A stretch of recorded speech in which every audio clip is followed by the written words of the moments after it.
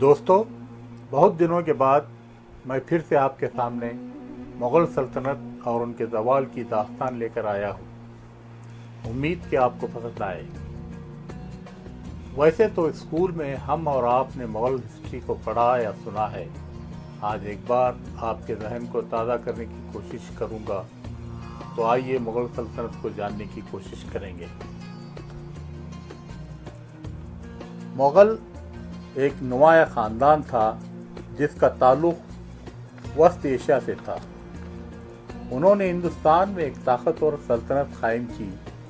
ان کا ہندوستان میں داخلہ 1526 میں ہوا، جب بابر، جو اپنے والد کی طرف سے تیمور اور والدہ کی طرف سے چنگیز خان کی نسل سے تھا، پہلی جنگ پانی پت میں ابراہیم لودھی کو شکست دی۔ یہیں مغل سلطنت کے قیام کا آغاز تھا۔ 1520 بابر مغل سلطنت کا بانی ہندوستان پر حملہ آور ہوا۔ اسے دولت خان لودھی اور رانا سنگا نے دعوت دی کہ وہ دہلی سلطنت کے حکمران ابراہیم لودھی کو شکست دے۔ 1526 بابر کی افواج، جو جدید توپ خانے اور زبردست گھوڑ سوار فوج سے لیس تھی، نے ابراہیم لودھی کو شکست دے کر مغل حکمران قائم کر دی۔ بابر کے بعد اس کے جانشینوں جیسے ہمایوں، اکبر، جہانگیر، شاہ جہاں، اورنگزیب نے سلطنت کو وسعت دی اور تقریباً پورے بر صغیر پر حکومت کی۔ ان کا سنہری دور یعنی اکبر کا عہد 1556 سے لے کر 1605 تک رہا۔ ان کے مشہور حکمرانوں میں بابر، ہمایوں، اکبر، جہانگیر، شاہ جہاں اور اورنگزیب تھے۔ ان کی مشہور یادگاریں تاج محل، لال قلعہ، فتح پور سیکری وغیرہ تھیں۔ اورنگزیب کی وفات 1707 کے بعد سلطنت کمزور ہونے لگی اور 1857 میں برطانوی سامراج نے بہادر شاہ ظفر کو معزول کر کے مغل دور کا خاتمہ کر دیا۔ یہ کہانی ہے جنگجوؤں، حکمرانوں اور فاتحین کی، جنہوں نے ہندوستان کی تاریخ کو ہمیشہ کے لیے بدل دیا۔ پانی پت کے میدانوں سے لے کر آگرہ کے شاہی محلات تک مغل 3 صدیوں تک بر صغیر کے حکمران رہے۔ لیکن وہ اقتدار میں کیسے آئے، ان کے زوال کس وجہ سے ہوئی، آئیے مغل سلطنت کی داستان دریافت کرتے ہیں۔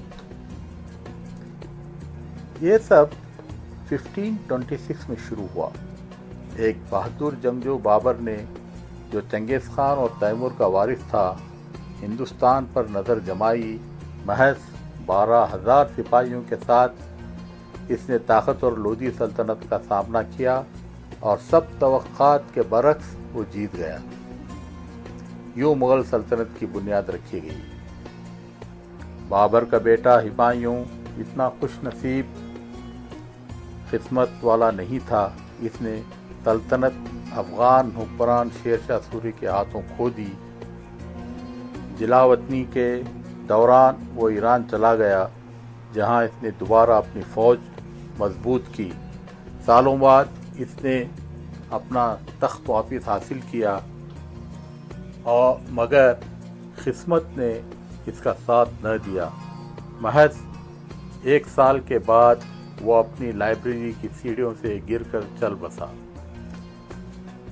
پھر آیا اکبر، سب سے بڑا مغل حکمران۔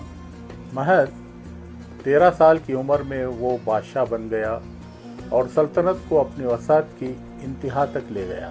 لیکن وہ محض ایک فاتح نہیں تھا، بلکہ رواداری، اتحاد اور سفارت کاری پر یقین رکھتا تھا۔ اس نے راجپوت شہزادیوں سے شادی کی اور دین الہی کے نام سے ایک نیا مذہبی فلسفہ متعارف کروایا۔ شاہ جہاں کے دور میں مغل سلطنت فن تعمیر کے عروج پر پہنچ گئی۔ اس نے اپنی ملکہ ممتاز محل کے لیے تاج محل تعمیر کروایا، جو محبت کی علامت بنا۔ मगर जैसे जैसे इसकी सेहत कमज़ोर होती गई, एक खूनी जंग जानशीनी का आगाज़ हुआ और इसके अपने बेटे औरंगज़ेब ने इसे आगरा किले में क़ैद कर दिया। औरंगज़ेब एक सख्त गिर हुक्मरान था जिसने मुग़ल सल्तनत को इसके सबसे बड़े रक़बे तक पहुंचाया, लेकिन इसकी सख्त पॉलिसियों और ना ख़त्म होने वाली जंगों ने सल्तनत को कमज़ोर कर दिया। 1707 में इसकी वफ़ात के बाद मुग़ल सल्तनत बिखरने लगी। आखिरी मुग़ल बादशाह बहादुर शाह ज़फ़र बरतानवी साम्राज्य के हाथों बेबस हो चुका था। 1857 की जंग आज़ादी के बाद अंग्रेज़ों ने इसे बर्मा जलावतन कर दिया और यूं मुग़ल दौर का इख्तिताम हो गया। एक ऐसी सल्तनत जो कभी पूरे हिंदुस्तान पर हुकूमत करती थी, अब माजी का एक वर्ष बन चुकी थी। मुग़ल सल्तनत तो ख़त्म हो गई, लेकिन इसकी मीरास आज भी हिंदुस्तान के फ़न, तामीरी, सक़ाफ़त और रवायत में ज़िंदा है। थैंक यू, शुक्रिया, शब खैर।